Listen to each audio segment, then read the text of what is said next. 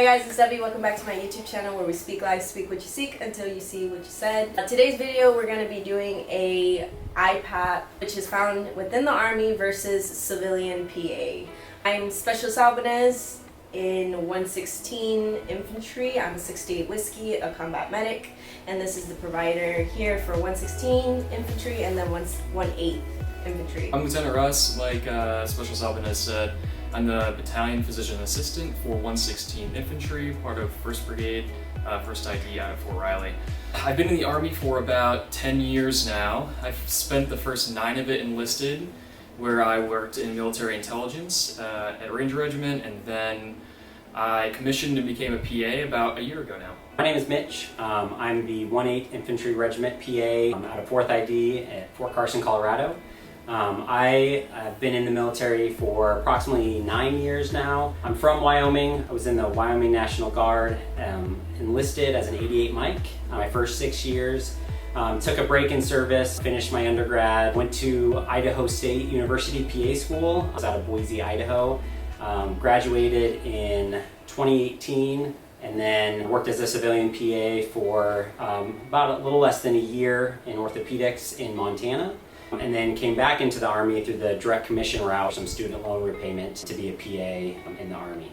So we're just going to be asking questions to differentiate between the different IPAP versus civilian PA. So you have someone that went to civilian PA school and then someone that went through, what university is it through for IPAP?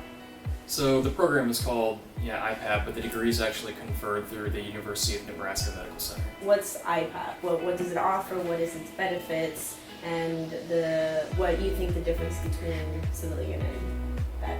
Sure, yeah. So IPAP again is the Inter-Service Physician Assistant Program. So inter-service meaning it is Army, Navy, Air Force, Marines, and Coast Guard. Officers and enlisted people can apply for the program. If you are enlisted, it is a commissioning program. If you're an officer, usually it's maybe like a first lieutenant or a captain who's changing from their biggest job and then rebranching to go into the SP Corps, which is the branch which we fall under for physician assistants.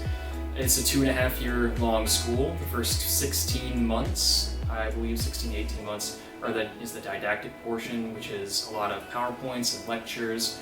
And then the last 13 months of that is spent out at one of the Army hospitals, if you're Army or Navy, wherever you're from. And that's the clinical portion. So you rotate through all the different specialties like ortho and through OBGYN, etc. For civilian PA school, what was your PA school like at the university? Yeah, so a lot of similarities. Most civilian PA schools do the same concept of the first year as didactic. So a lot of your classes, kind of that first semester is more of your science classes, your core, your anatomies, physiology, and then the rest of that year is kind of getting into kind of more of the medical side of things. That second year, similar to the IPAP program, is the clinical year. That's how mine was. And those clinicals through a variety of specialties, not all at one location necessarily like the IPAP program does. I was kind of throughout multiple states for my rotations, had to set up a lot of my rotations on my own. Funding. So the good thing about IPAP is that when you get in and you're accepted, you're getting paid to go to school. That's basically the biggest thing why most people enlist to do IPAP. Civilian PA school, it's just like any other university. You're getting loans out, grants, scholarships. It's your money. You got to pay for PA school. There is the route of what SIR is doing, which is the loan repayment, where you enlist for a certain amount of time and then they pay for the loan, or you do a specific amount of time depending active, National Guard, and then you use your post 9/11 bill to pay for that. So it's like any way you choose, civilian or IPAP, it really just depends whether Army is for you or not, and whether or not you have the funding. Prior to being a PA, did you guys have a degree? Yeah, so before I joined the Army, I went to the University of Akron and I studied business and international business and accounting, and then I joined the Army. So I was able to use a lot of those credits that I had accumulated during those 2 degree programs to apply to the IPAP program. So I had to take anatomy and physiology and general chemistry. With that, do you need a degree to apply for IPAP?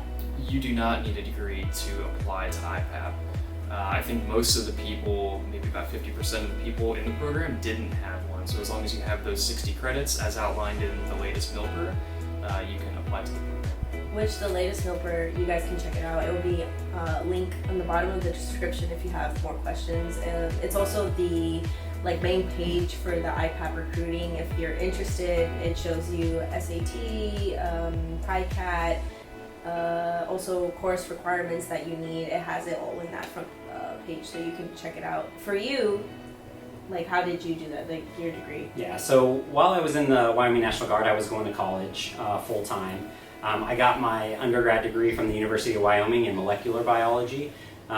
Most civilian PA schools, almost all civilian PA schools, require a full bachelor's degree. So that, in my opinion, that is one of the benefits of the IPAP program is you don't have to get that full 4-year degree just in order to apply. To pay for my undergrad, I was using the Montgomery GI Bill while I was in the National Guard, and then after my deployment, I qualified for the post 9/11. So that covered all of my undergrad expenses.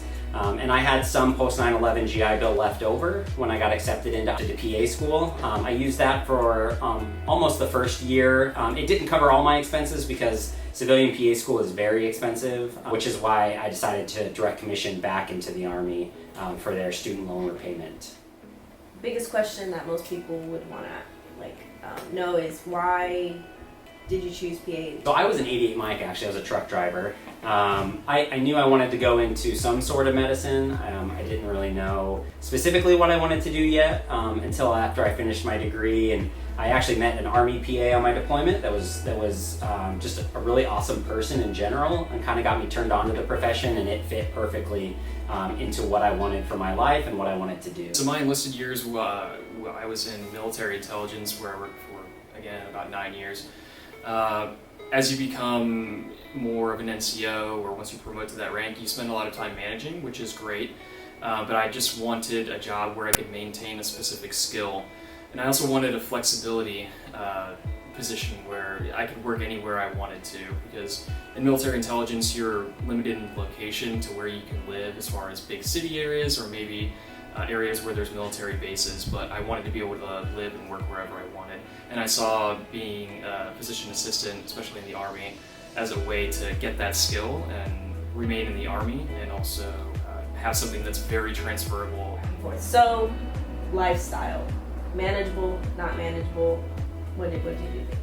Yeah, I think the lifestyle overall was manageable. It's definitely a marathon. You're constantly studying during the IPAP program. The great part about IPAP is that you're getting paid full-time at whatever rank it is that you were previously. So I was a staff sergeant before I entered the program, so that's what I got paid as throughout the program. But if you were a captain or a lieutenant beforehand, that's what you would get paid during it. The advantage to that is you don't have to think about having another job, you're not thinking about income, you're not thinking about the loans that you're accruing. And so you're just focused on studying. You know that you have to pay those years back in service, but most of the time the people who sign up for the program know that and they're comfortable with that. And same civilian life, Yeah. manageable, not manageable. Lifestyle, it's you're there for one reason, and that's to go to PA school. I did miss out on a lot of activities, friends, trips with friends, that sort of thing, weddings, birthdays, because I was always studying for that first year. I agree with the marathon perspective. Drinking out of a fire hose is kind of how they taught it, and it definitely feels like that. But it's 1 year. If you just keep your head down, focus on it, it's obtainable. Okay, so for you guys, what was the most difficult part of PA school? So for me, I think the most difficult part was the didactic year, and then most specifically, I think some of those core classes, not having a medical background because I was military intelligence, I found that to be fairly challenging. So the biochemistry and the anatomy and physiology, you take those classes in preparation to enter PA school, but it seems completely different when you're in the classroom with everybody else and relearning those same things, because that's the fundamentals of medicine, and if you don't already have a little bit of a background in that, I think it's just very challenging to do that.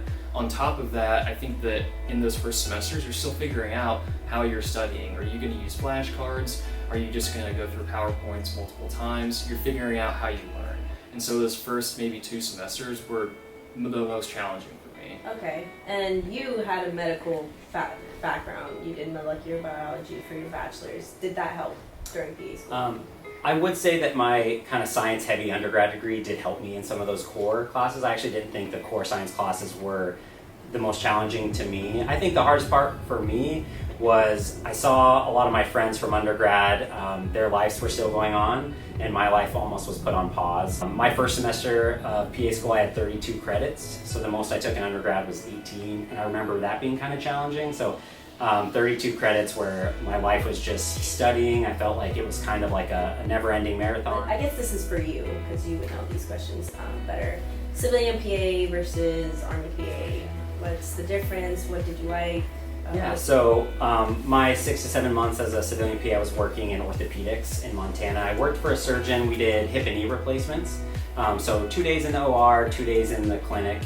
The civilian PA side in comparison to Army, for me, the biggest difference is as a battalion PA in the Army, I'm more of a general practitioner, taking care of my battalion of soldiers for their sick call needs and then just their general medical needs. And the Army side has been one thing I wasn't expecting was it's pretty admin heavy, so a lot of administrative work with profiles, profile reviews, medical boards, that side of thing. I didn't have to deal with that nearly as much on the civilian side, so that's one of the biggest differences. I heard from Lieutenant Mayfield that the clinical portion of it is a little bit different. So what's different about it? Yeah, so I do think one of the strengths of the IPAP program and one of the things I'm kind of envious of is their clinical rotation. So I had 8 clinical rotations through kind of the major specialties, 6 weeks long. So you're getting internal medicine, surgery, psychiatry, an elective, an outpatient.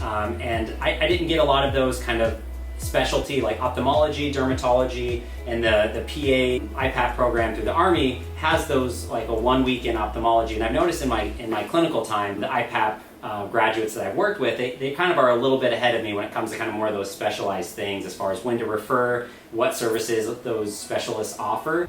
So I think the biggest, in my opinion, the biggest benefit to IPAP versus the civilian PA school is within that clinical year. Name one pro, one con of being an Army PA. So I think a pro is job security and stability, and getting to work with soldiers every day.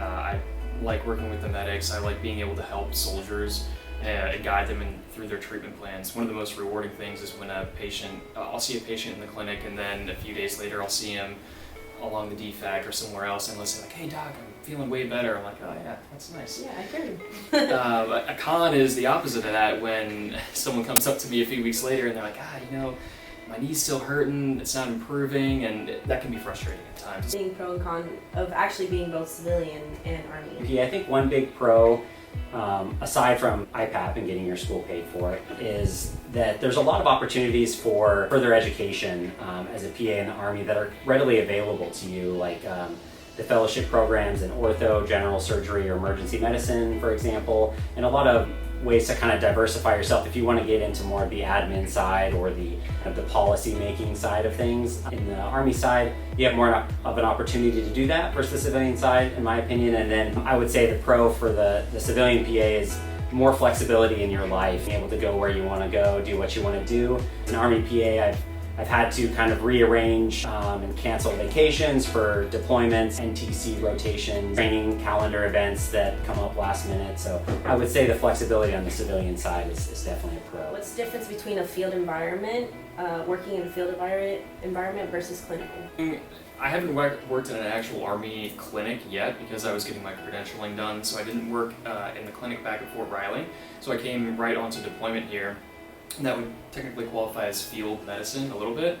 I came into a 4-day weekend, and then we went out to the field in Chinku for the first time. So that was a battalion level exercise where we were out there and the tanks were shooting and the Bradleys were shooting. And so that was fun because we got to set up the Roll 1 tent with a couple beds and work with the medics and drive the vehicles around.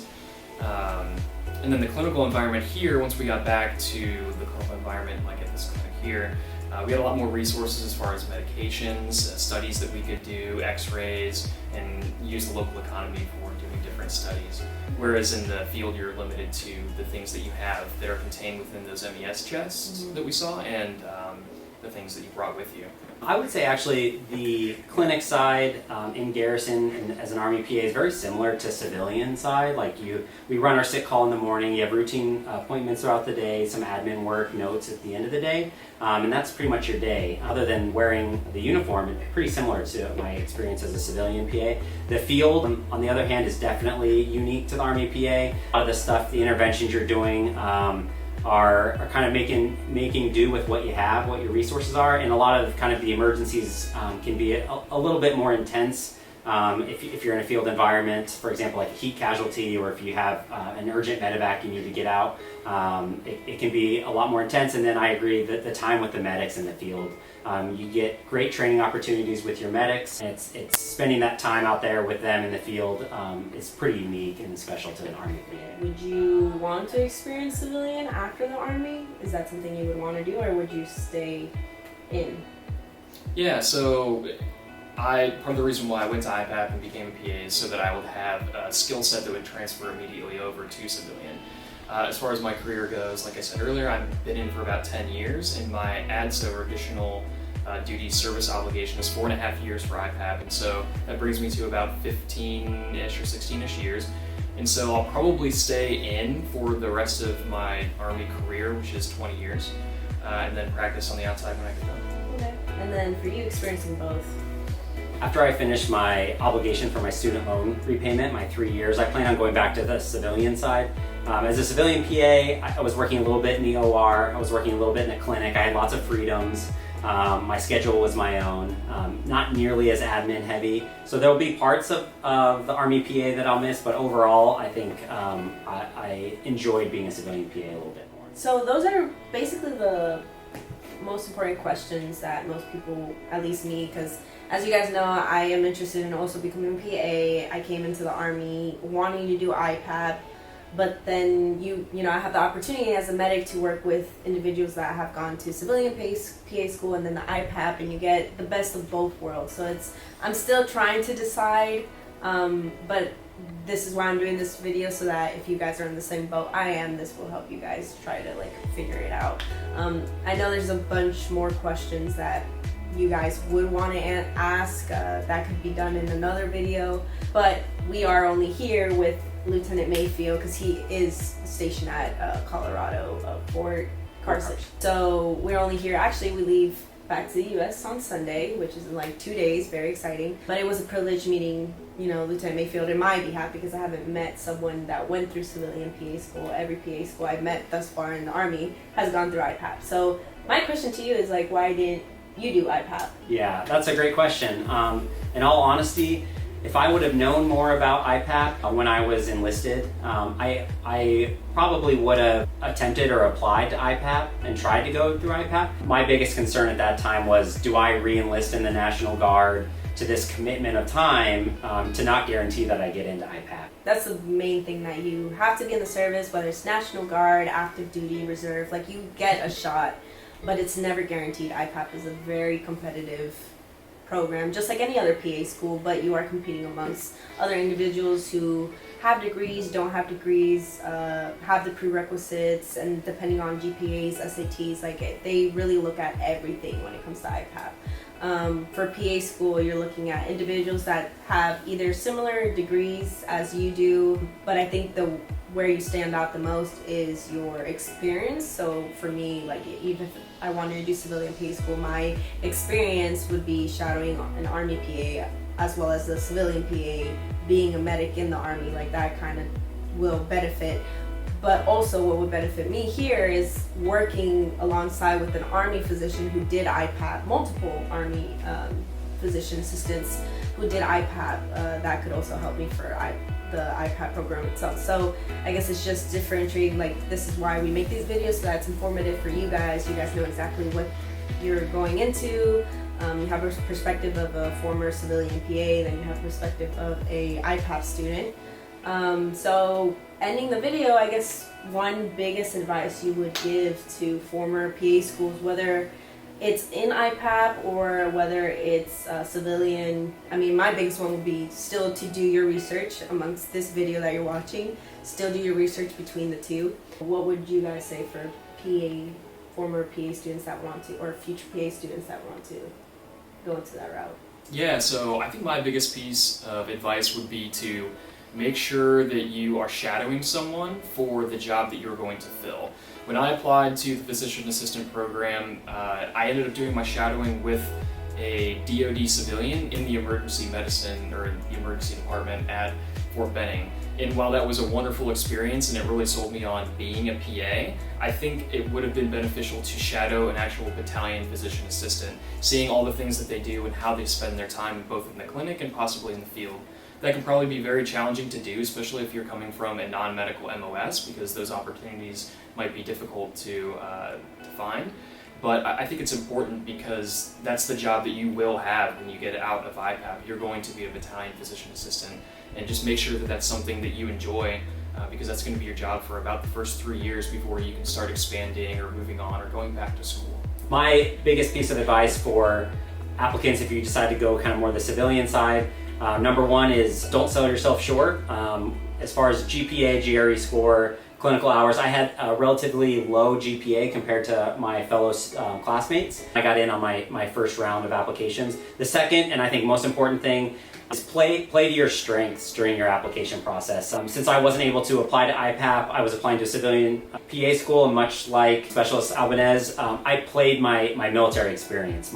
Even though I wasn't medical in the military, I played my military experience as my strong suit in selling myself to the PA school, and I feel personally that that's what got me into PA school in my first attempt. Yeah, so just examine like your peers. I'm sure that you guys know, at least when I was working as an EMT, I had a lot of EMTs, my fellow EMTs that were also wanting to get into PA school. I was like, what's gonna help me stand out from them? Because I have exactly the same qualifications as they do. So my other advice would be just get yourself out there into the world. Like, I literally gave my life to the Army for the next 3 years, and I'm not hating it because I got the job that I wanted, and I'm actually shadowing the job that I want in the near future for like till I retire. So I would say it definitely benefited me being here. But overall, thank you for your time, Lieutenant Mayfield, Lieutenant Russ. It was nice meeting you, and we're gonna still have some time together for the remainder of the time that I'm here. If you have not yet, go ahead and click that subscription box below. Give this video a big thumbs up.